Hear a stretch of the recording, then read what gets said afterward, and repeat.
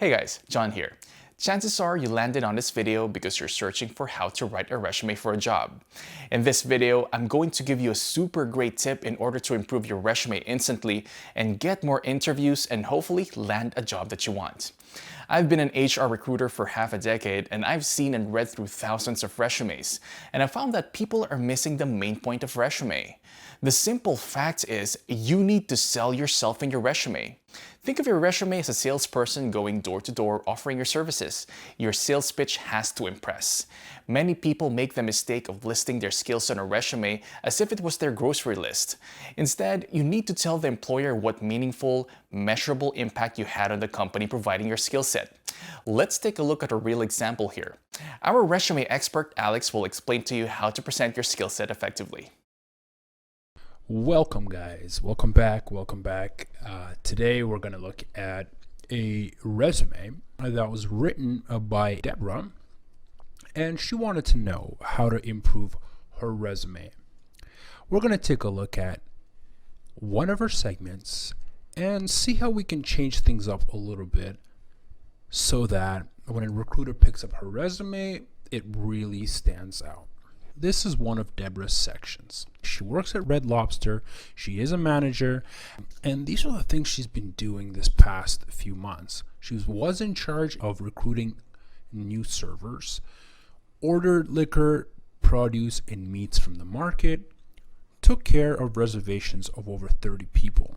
We really need to improve it, especially for recruiters. Right now, the language is a little bit bland. There isn't much sass to it, okay? So let's see how we can change things up a little bit. Imagine a recruiter going through 30 and 40 of these resumes for the same position. Will this catch her eye? Will it make an impression? Will this be a resume that really makes Deborah stand out? I really don't think so. As I said before, we need to list the tasks and duties she performed, followed by the measurable results. So we need to change these things up a little bit so that they pop, okay?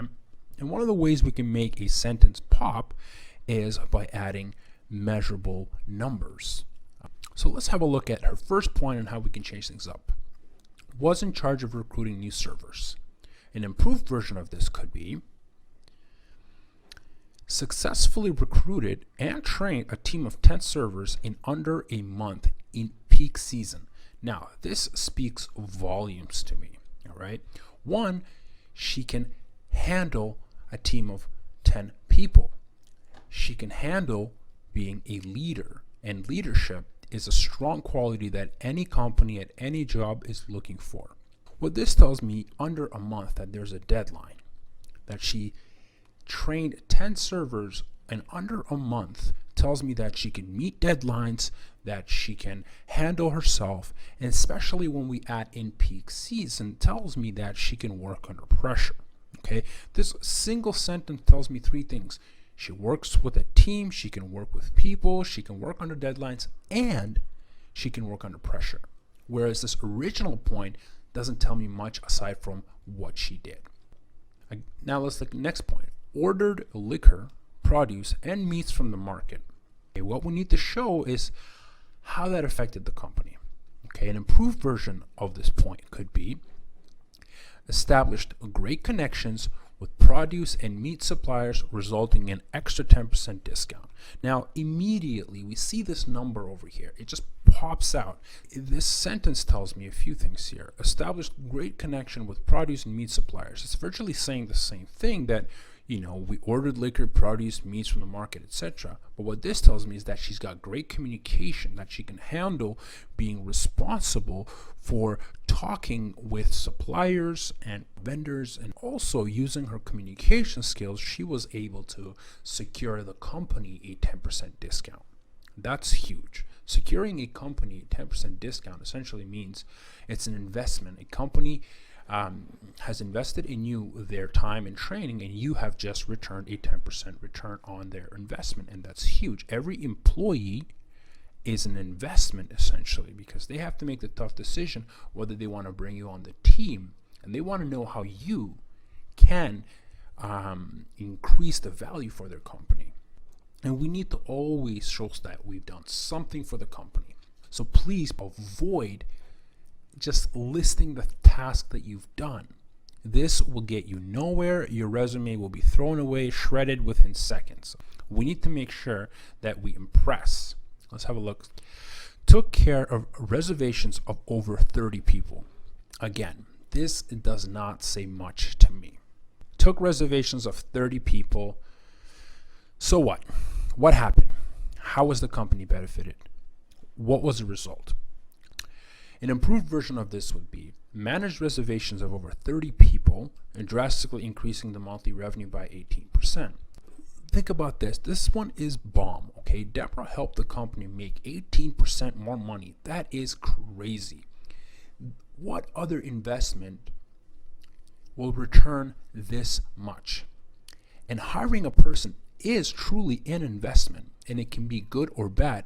On your resume, you have to make it look like a lucrative investment to the employer, the kind that no one in their right mind will be able to turn down. Look at the next page. Immediately, if I see this, these simple 3 points speak so much to me.